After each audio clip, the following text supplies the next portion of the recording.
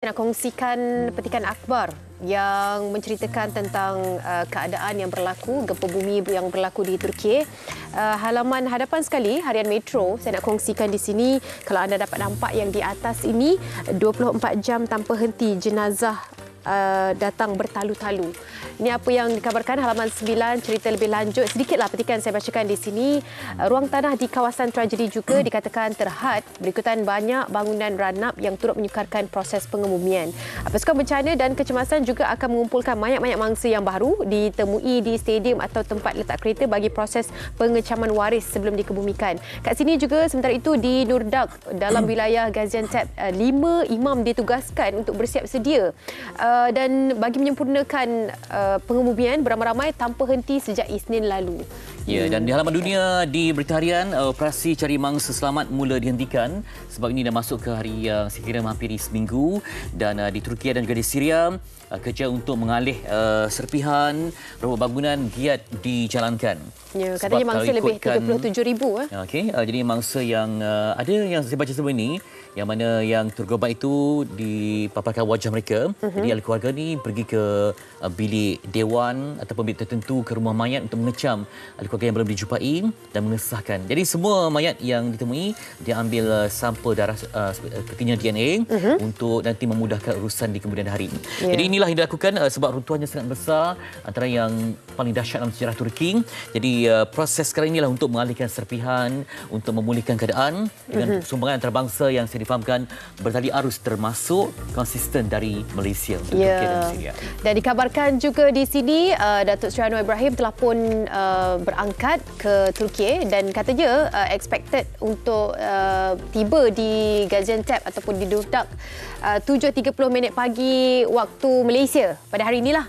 Jadi kita harapkan mungkin sudah berada di sana. Ini sedikit gambar ataupun yang sempat dirakamkan sebelum berangkat atas dasar persahabatan. Betapa akrab dan pentingnya hubungan antara Malaysia dan Turki. Semoga menjadi indikator penting untuk kita bergabung tenaga dalam apa jua keadaan sama ada senang maupun sukar seperti ini. Ya, baik. Kita nak kongsikan ini perkembangan terkini dari Turki yang mana wakil daripada MAPIM yang berada di Nurdak. Kita sempat untuk dapatkan sedikit temu bual bagaimana keadaan di sana, dan kabarnya kalau cuaca tu pada waktu malam boleh sampai ke -6.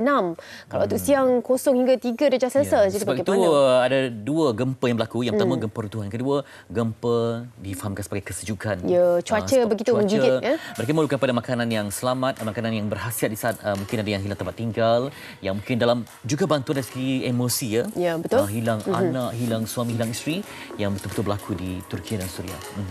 Jadi jom sama-sama kita dengarkan sedikit perkembangan terkini dari Turki. Alhamdulillah, hari ini saya Zuhani Zainur berada di kawasan Nurdak, Gaziantep.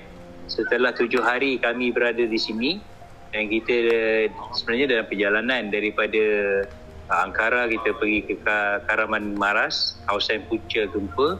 Lepas tu kita pergi ke Adiyaman, dan kini kita berada di Nurdak, Gaziantep bersama dengan pasukan frontliners kita, tim SMART MAS 1 hingga MAS 10. Alhamdulillah kita berada di sini alhamdulillah hari ini. Dan pemerhatian kita dapat saksikan kerja-kerja mencari dan menyelamat masih lagi diteruskan walaupun masuk hari yang ke-7. Dan rata-rata yang ditemui hanyalah mangsa korban lah. Perjalanan kami untuk sampai ke Kahramanmaras yang pertama itu hari, kita mengambil masa 30 jam lamanya jalan darat. Satu, memang keadaan muka bumi Turki ini besar. Kedua, kerana kepadatan kenderaan yang begitu banyak yang keluar masuk. Yang keluar itu banyak, yang nak masuk ni adalah daripada bantuan-bantuan daripada luar, yang kawasan tidak terjejas, yang cuba masuk ke kawasan terjejas ini menghantar bantuan. Jadi menyukarkan ataupun menyebabkan banyak sangat kenderaan dan mengambil masa yang lama. Dan kita saksikan juga di Nurdak ini juga perkara yang sama berlaku, bantuan yang masuk terlalu banyak dan masih bantuan yang ataupun mangsa yang lari keluar pun begitu banyak. Itu keadaannya. Setelah bertemu dengan tim kita rasa sangat berbanggalah dengan pasukan Isara ataupun tim Smart kita ini kerana mereka telah melakukan kerja dengan baik, komitmen sangat tinggi dan kejayaan mereka pun telah berjaya menemukan 45 mangsa hingga hari ini, dan daripada 45 itu 6 mangsa masih lagi hidup. Ini antara kejayaan yang kita dapat lihat di sini, dan komitmen antara tim kita dengan juga tim lapangan yang lain sangat baik. Untuk pasukan Smart Team kita ini, mereka antara pasukan elit yang terlatih lah. Bukan saja dari segi kemahiran, tapi mereka juga dilengkapi dengan peralatan yang boleh dikatakan canggih kerana bermilisan mangsa walaupun berada di bawah runtuhan yang berkaki jaraknya. Kita mempunyai peralatan yang cukup, dan moral anggota kita pun sangat tinggi kerana mereka akur dari tugasan yang mereka buat, dan saya sungguh berbangga lah. Yang saya dapat maklumat daripada sahabat-sahabat daripada Team Smart, antara kebanyakan runtuhan ini berlaku secara pancake. Pancake ni maksudnya dia roboh dan bertimpa. Jadi ini keadaan yang banyak yang berlaku di sini kerana dia roboh terus.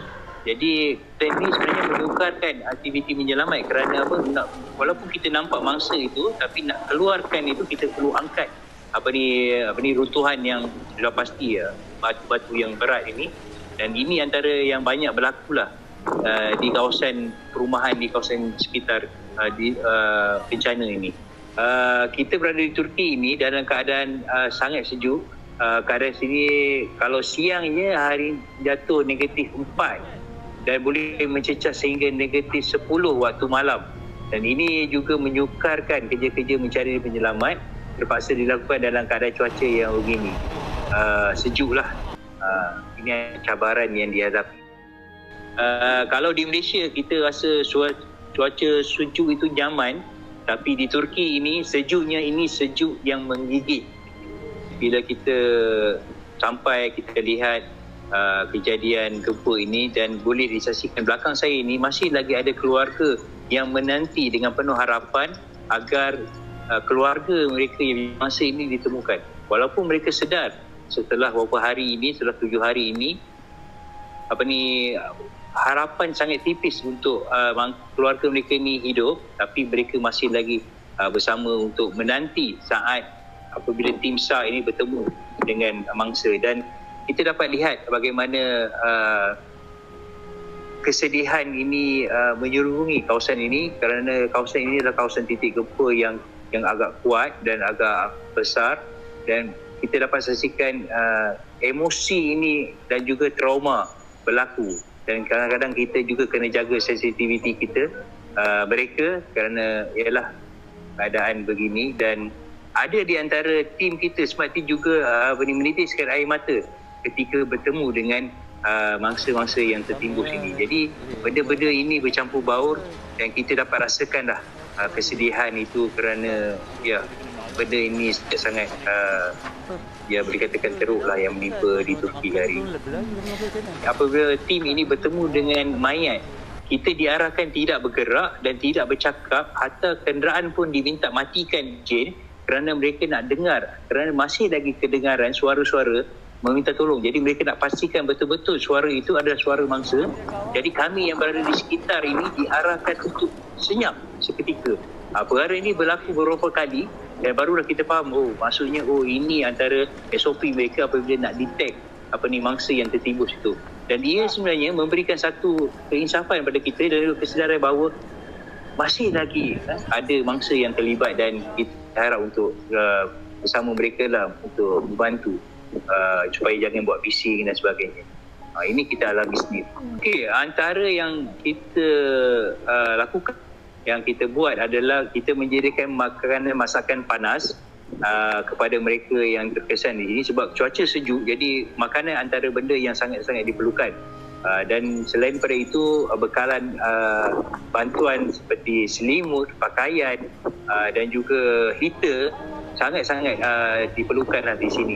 Jadi MAFIN bersama-sama dengan Turki Diyanet, antara rutin harian kita adalah kita hadir ke center-center ini dan kita mengagihkan bekalan-bekalan bantuan asas ini kepada semua penduduk di sini yang memerlukan bantuan. Harapan kami agar rakyat Malaysia terus berdoa bagi mereka yang ada harta ataupun ada sedikit yang boleh disalurkan, kita menyerulah. Kalau sama kita dapat membantu, insya-Allah.